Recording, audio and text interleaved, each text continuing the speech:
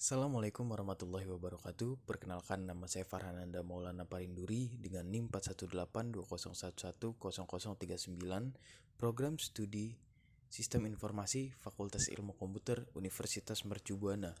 Pada video kali ini, saya akan menjawab soal-soal yang telah diberikan dalam rangka menyelesaikan ujian akhir semester pada mata kuliah Komputer Masyarakat.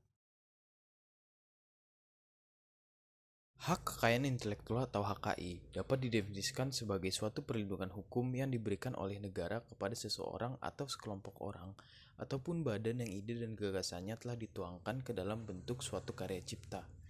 Karya cipta yang telah berwujud tersebut merupakan suatu hak individu atau sekelompok yang perlu dilindungi secara hukum apabila suatu temuan atau inovasi tersebut didaftarkan sesuai dengan persyaratan yang ada. Nah, sifat-sifat dari HKI sendiri yang pertama yaitu mempunyai jangka waktu tertentu atau terbatas. Apabila telah habis masa perlindungannya, ciptaan atau penemuan tersebut akan menjadi milik umum. Tetapi, ada pula yang setelah habis masa perlindungannya dapat diperpanjang lagi, misalnya hak merek. Sifat yang kedua yaitu bersifat eksklusif dan mutlak. HKI yang bersifat eksklusif dan mutlak ini, maksudnya hak tersebut dapat dipertahankan terhadap siapapun. Pemilik hak dapat menuntut terhadap pelanggaran yang dilakukan oleh siapapun. Pemilik atau pemegang hak kekayaan intelektual mempunyai suatu hak monopoli, yaitu pemilik atau pemegang hak dapat mempergunakan haknya dengan melarang siapapun tanpa persetujuannya untuk membuat ciptaan atau temuan ataupun menggunakannya. Nah, jenis-jenis hak kekayaan intelektual sendiri ini ada dua. Yang pertama hak cipta atau copyrights, dan yang kedua hak kekayaan industri, di mana hak kekayaan industri ini mencakup paten, merek atau trademark, rahasia dagang atau trade secret, desain industri atau industrial design, tata letak sirkuit terpadu atau sirkuit layout, dan perlindungan varietas tanaman atau plant variety. Hak kekayaan industri adalah hak yang mengatur segala sesuatu milik perindustrian, terutama yang mengatur perlindungan hukum.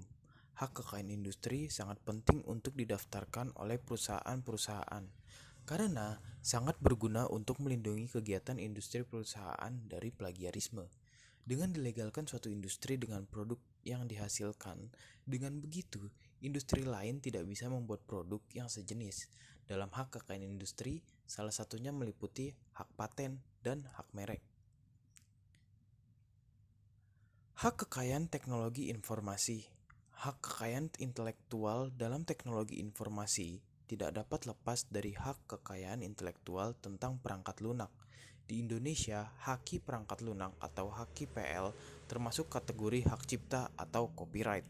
Berdasarkan ketentuan penggunaannya, perangkat lunak dapat dibagi menjadi 8 kategori, yaitu perangkat lunak komersil, berpemilik, semi bebas, domain, freeware, shareware, general public license, dan open source. Etika profesi adalah sikap hidup berupa keadilan untuk memberikan pelayanan profesional terhadap masyarakat dengan ketertiban penuh dan keahlian sebagai pelayanan dalam rangka melaksanakan tugas berupa kewajiban terhadap masyarakat, menurut Suhrawardi Lubis pada tahun 1994. Profesi IT dianggap orang lain adalah profesi khusus karena keahlian yang ia miliki. Maka dari itu, kita bisa menentukan tetapi dengan ikatan yang jelas. Contoh etika profesi dalam bidang teknologi informasi salah satunya yaitu penjualan online. Transaksi di pasar online harus mempunyai peraturan yang harus ditaati pemakainya dalam dunia maya. Semua user atau pemakai yang menjalankan bisnis dan memakai fasilitas IT dengan penuh tanggung jawab atas apa yang dilakukannya dalam dunia IT. Dengan demikian, kita dapat menikmati kecanggihan dunia IT dengan aman. Jika suatu perusahaan penjualan online tidak memenuhi etika-etika profesi, maka akan ada banyak masalah yang akan terjadi dan dapat merugikan baik bagi penjual ataupun pelanggannya. Misalnya, seperti penipuan penjualan di mana informasi yang diberikan tidak sesuai dengan kondisi barang yang dijual, atau penipuan dalam transaksi seperti pelanggan sudah membayarkan sejumlah harga yang diberikan penjual, namun pihak penjual tidak mengirim barang yang merupakan hak dari pembelinya.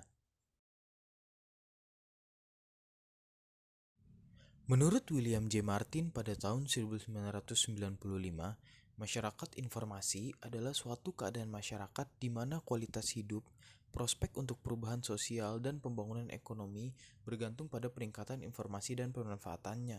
Tiga komponen utama yang menjadi pendorong munculnya masyarakat informasi yaitu dinamika informasi dan komunikasi, perkembangan dalam teknologi informasi atau komputer, dan perkembangan dalam teknologi komunikasi. Perkembangan komputer di zaman sekarang ini sangat berkembang pesat. Kemajuan teknologi yang semakin canggih tentunya menimbulkan banyak kejahatan pula. Indonesia menjadi salah satu negara yang memiliki angka tinggi dalam kasus cybercrime dunia.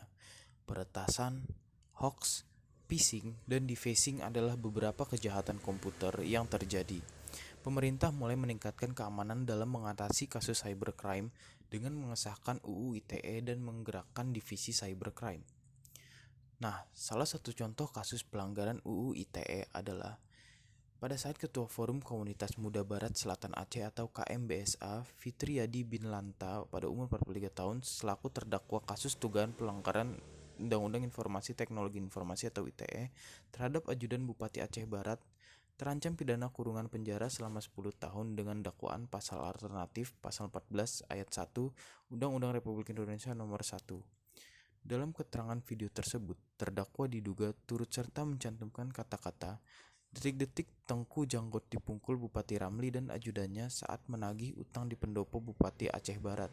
Utang ditagih dipukul penagihnya, gawat Ramli. Ia mengirimkan untuk membagikan video peristiwa yang terjadi di pendopo Bupati Aceh Barat dengan durasi 1 menit 34 detik di grup WhatsApp Forum KMBSA. Kami sudah melakukan sebuah kegiatan pengabdian masyarakat dengan mengenakan seminar online atau webinar yang bertujuan memberi pengetahuan baru terhadap generasi muda mengenai Microsoft Excel, yang membahas tentang lembar kerja, Microsoft Excel, pengaturan worksheet, format sel, format formula dan fungsi, dan mencetak sheet. Kegiatan dilaksanakan pada 13 November 2021 menggunakan platform Zoom Meeting. Peserta kegiatan berjumlah 16 orang remaja Kampung Tanah Koja, Duri Kosambi. Pelaksanaan kegiatan PKM ini dilakukan oleh dua orang tim pengabdi, yaitu saya sendiri selaku moderator dan rekan saya Miko Prasetyo sekaligus pemateri. Dengan adanya kegiatan ini diharapkan dapat menambah kualifikasi para remaja usia siap kerja untuk melamar pekerjaan. Sekian jawaban yang dapat saya berikan.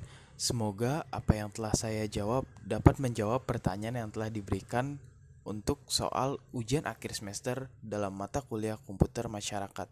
Kurang lebihnya mohon maaf. Assalamualaikum warahmatullahi wabarakatuh. Saya pamit undur diri.